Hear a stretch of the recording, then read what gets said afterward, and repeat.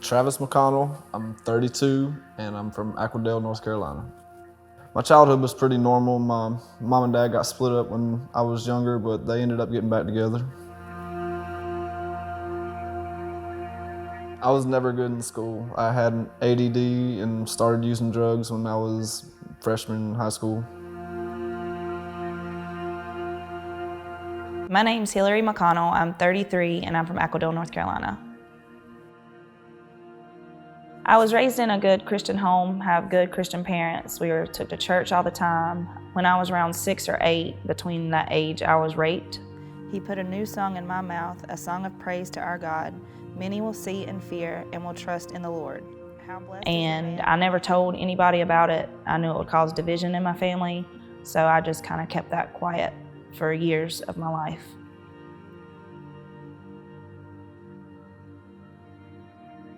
When it finally did confront me, I ended up turning to drugs. One of my friends told me to try a joint, and that was the beginning of it. And that turned to pills and drinking and ecstasy, cocaine, pretty much anything I could get my hands on I was doing.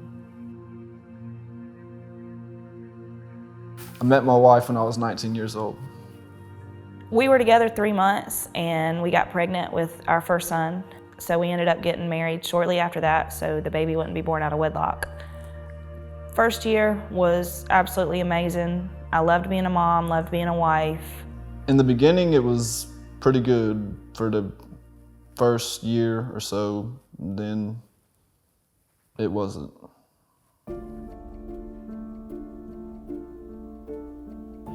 After she got pregnant, we got sober for a little bit. And then everything just kind of went downhill when I got diagnosed with a kidney infection and I was prescribed pain pills. My addiction started back all over again and got a lot worse, actually.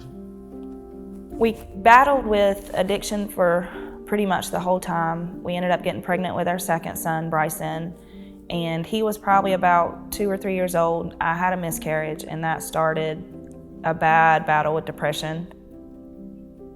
Then my world rocked. I found out Travis was doing meth behind my back for 2 years, and then like a month later, I said, if he can do it, then I'm gonna do it. Ended up losing custody to my kids, kept getting locked up, ended up going to prison. It was awful. The last time I got locked up was last year in March. I ended up bonding out of jail. Thought I would have all summer with my kids. That did not go over well with my parents. My mom told me that I was not coming back there. So that kind of put me back out in my addiction, being with people that I shouldn't have been with.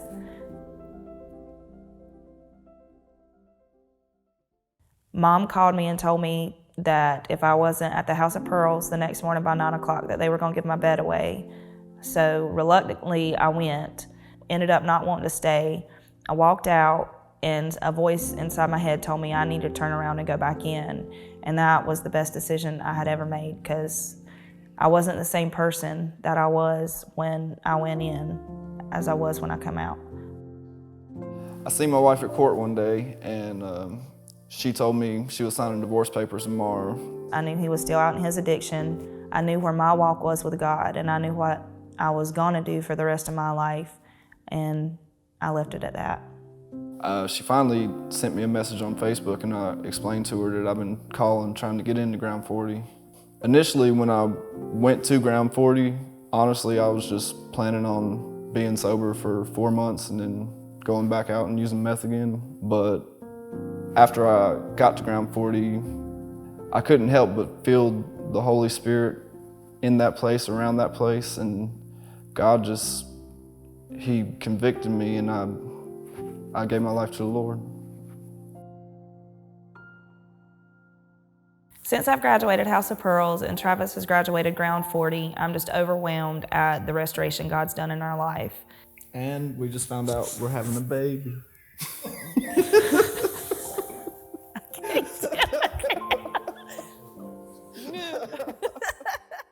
If I am ever able to give anybody advice that's been through the things that we've been through or similar situations, I urge you to reach out and get help and seek God, surrender it to Him, and I promise you, It will be the best decision that you've ever made. He'll give you more joy and more happiness and a hope and future than you couldn't find anywhere else.